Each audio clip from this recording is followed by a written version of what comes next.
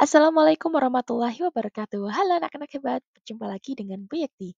Hari ini kita akan belajar coding dan kecerdasan artifisial dengan materi konsep dasar kecerdasan artifisial fase C untuk kelas 5 dengan materi mesin cerdas dan non cerdas.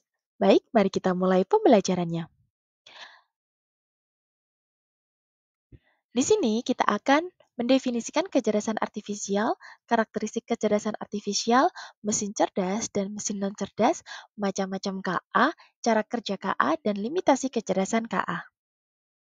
Nah, pada kesempatan kali ini kita akan mencari tahu apa sih kecerdasan artifisial itu. KA pertama kali digunakan dalam lokakarya di Darmatan College pada tahun 1956 untuk mendeskripsikan ilmu dan rekayasa dalam menciptakan mesin cerdas, terutama program komputer yang cerdas. Dalam KBBI kita, mendefinisikan sebagai program komputer yang meniru kecerdasan manusia, seperti mengambil keputusan, menyediakan dasar penalaran, dan karakteristik manusia lainnya. Berarti secara sederhana, KA ini adalah teknologi yang membantu komputer belajar dari pengalaman dan melakukan tugas tanpa selalu perlu diperintah oleh manusia secara langsung. Nah, berikut adalah konsep dasar KA. Jadi KA belajar dari data atau machine learning. KA bekerja berdasarkan algoritma dan model prediktif. KA mampu beradaptasi dan meningkatkan performanya. KA mampu mengenali pola dan membuat keputusan secara otomatis. Dengan demikian, dapat kita simpulkan bahwa KA bukan hanya sekedar program komputer biasa. Ia memiliki kemampuan untuk belajar, beradaptasi, mengenal pola, dan membuat keputusan otomatis. Semakin banyak data yang dipelajari, semakin cerdas dan akurat KA dalam memberikan solusi. Nah, berikut adalah tabel perbandingan KA dan kecerdasan manusia. Wah, di sini ternyata KA ini tidak memiliki perasaan, hanya mengikuti instruksi. Sedangkan manusia bisa berpikir sendiri dan memiliki perasaan serta kreativitas untuk berinovasi dan menciptakan ide baru.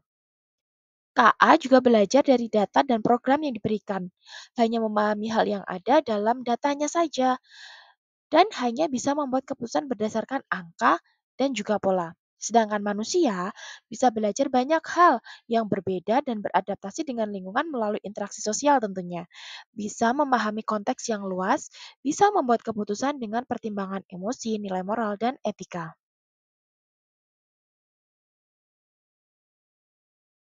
Nah, kali ini kita masuk ke mesin cerdas dan mesin non cerdas.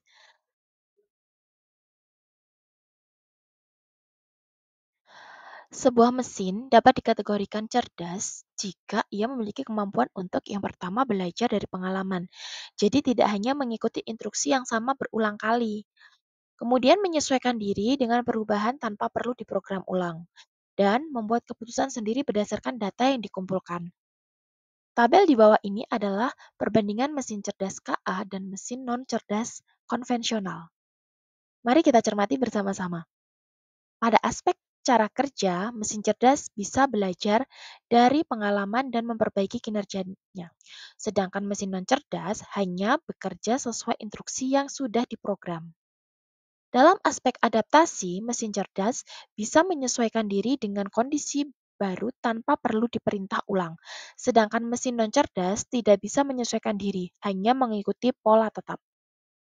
Pada aspek pengambilan keputusan, mesin cerdas bisa mengambil keputusan sendiri berdasarkan data yang ada, sedangkan mesin non-cerdas memerlukan intervensi manusia untuk setiap keputusannya.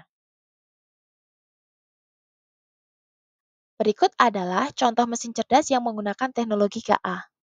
Asisten virtual seperti Google Assistant atau Siri, yang bisa menjawab pertanyaan, mengatur alarm, dan memberikan saran berdasarkan kebiasaan penggunanya.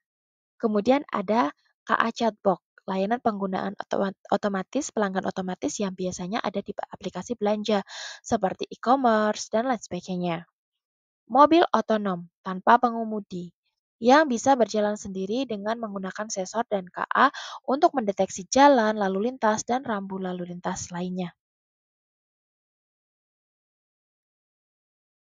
Berikut adalah contoh mesin non-cerdas, jadi hanya berfungsi sesuai dengan perintah manusia.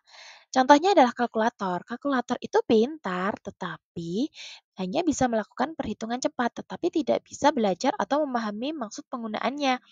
Jadi, ketika kalkulator ini mengalami error atau terjadi kesalahan, memerlukan bantuan manusia, tidak bisa mengambil keputusan sendiri. Yang kedua, mesin cuci manual yang masih harus diatur oleh manusia untuk memilih mode pencuciannya, serta tidak bisa menyelesaikan jumlah air atau kecepatan putaran secara otomatis berdasarkan beban cucian. Yang ketiga, ada remote TV yang hanya bisa berfungsi untuk mengganti saluran channel TV ya, dengan cara menekan tombolnya. Ia pun tidak bisa menyesuaikan sendiri untuk berpindah ke acara yang disukai si pengguna atau histori tontonannya. Nah, materi ini akan kita pelajari lebih lanjut di pertemuan selanjutnya.